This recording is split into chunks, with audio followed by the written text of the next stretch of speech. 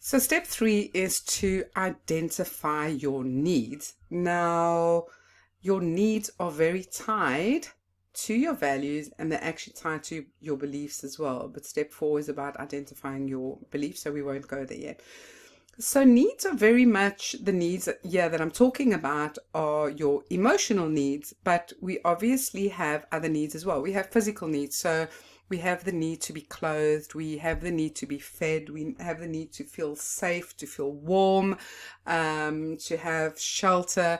All of those are physical needs. But then we also have emotional needs.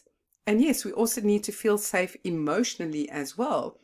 But we have needs for privacy, we have needs for respect, we have needs for love. So there's a lot of emotional needs, and you'll see in the exercise that you're going to do in the step 3 that they are very, very tied to your value. So if you have a value of respect, you are going to have a need for respect. You're going to need people to respect you because you believe in respecting other people. So as you can see, they're very connected to each other. But the thing about needs is that it's very important not only to know and understand your own needs, but for you to express them to the people in your life, because people can't read your mind, and you can't just assume that they know what your needs are because you're in a relationship. So I'll give you a classic example. I mean, I remember when my kids were little, and I'm sure all parents can relate to this. The minute you get into the bathroom, or you decide you're going to have a nice candlelit bubble bath, the minute you close the door, they're at the door knocking on the door and they want to come in. And generally what happens, it's like, just leave me alone, I want to have a bath, or whatever. You get really upset and you get annoyed and you get frustrated and you get irritated because you've got this need for alone time or some respect or privacy, or should I say for them to respect your privacy, but they don't know that unless you tell them. And specifically children, they don't get it. I mean, you've got to start telling them or explaining this to them from a really young age. And I also remember as well, when I used to come home from work, that my kids used to bombard me. The minute I walked in the door, they were so excited to see me. They wanted to tell me all about their day. And I just wanted to get rid of the stress of the day. I hadn't even taken my shoes off yet, put my bag down yet. And I remember sitting them down and saying, I love you so much. I'm just as excited to see you as you are to see me. But can you just give me 5 minutes? I need to put my bag down. I want to take my shoes off. I want to go make myself a drink or pour myself a drink. And then I'm all yours. You can tell me all about your day, but just give me 5 minutes to just wind down and then we can talk. And it's the same thing with bath time, because when you are teaching your children about your needs, you are actually teaching them how to express their own needs. And it's very, very important for children to have that role model to them. So for instance, with the bath scenario, you can say to them, you know what? I love you guys so much, but I just want some alone time, just so that I can lie in the bath and I can just relax and just enjoy some peace and quiet. So if you wouldn't mind keeping busy doing something else, whether they're watching TV or playing in their room or whatever, but when I'm at the bath, we can talk again. Because by doing that, not only are you showing to express their needs, but you're also teaching them self-care. Because meeting your own needs is all about self-care, and this is something that most of us have not grown up with. We're always taught to think about other people and everybody else's needs, but we're not taught to take care of ourselves and make sure that we meet our own needs. Because generally, if you think about relationships, we get married or get into partnerships or relationships because we want to have our needs met. That is what relationships are built on. But it all starts with us learning how to meet our own needs first.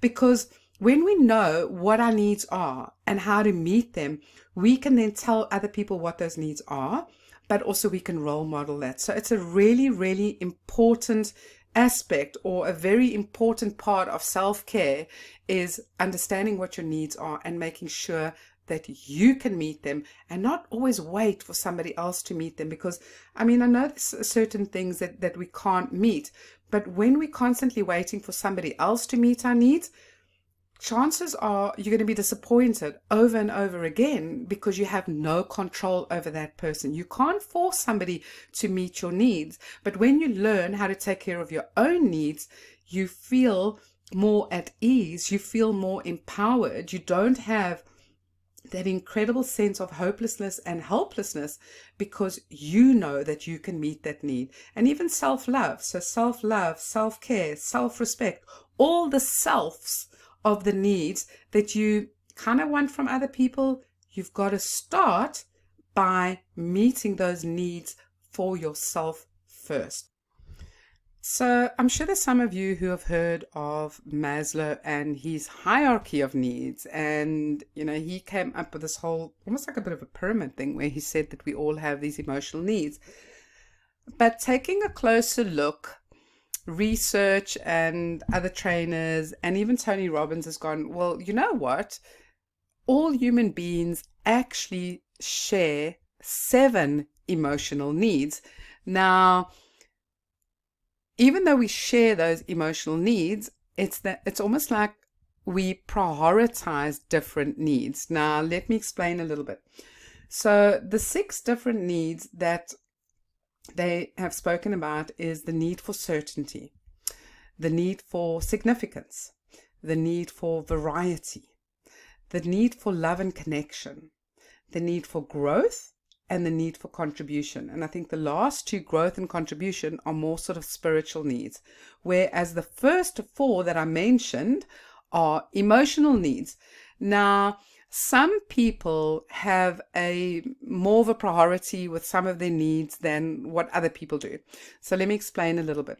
So for instance, my husband's biggest need is for certainty. He's an engineer, and for him, he needs to know what is going to happen on a day-to-day basis. He loves stability. He doesn't like change. He likes to be prepared. He's not spontaneous. So he needs, that kind of rules him. That need for certainty for him is really high on his priority list. Whereas my need on the opposite end of that is one for variety. So for instance, like my husband's been in the same job for like 20 odd years. Now, although I've been in this job or in this profession of being a counselor and a coach and a therapist and a trainer, I've been doing this since 1998.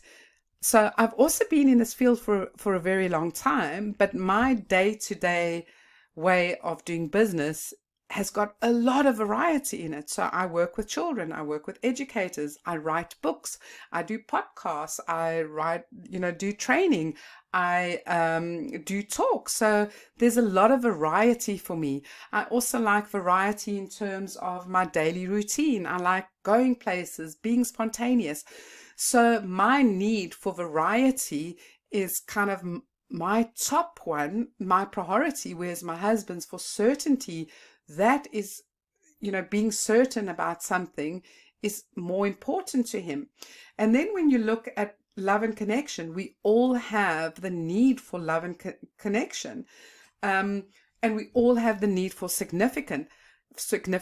But sometimes those needs come second, third, and fourth, whereas for other people, love and connection might be their most important need. Certainty and variety might be in second and third place. So it's quite important that you understand how your needs affect you, because not only are they tied to your values and your beliefs, but they also tie to your behavior. And we talk a little bit, or should I say, I talk a little bit more about that in step 6, when I talk about validating your feelings and owning them, because your needs are very tied to that. Right, so go and do your activity, identify what your needs are, and once you have done that, then come back and continue on to step 4.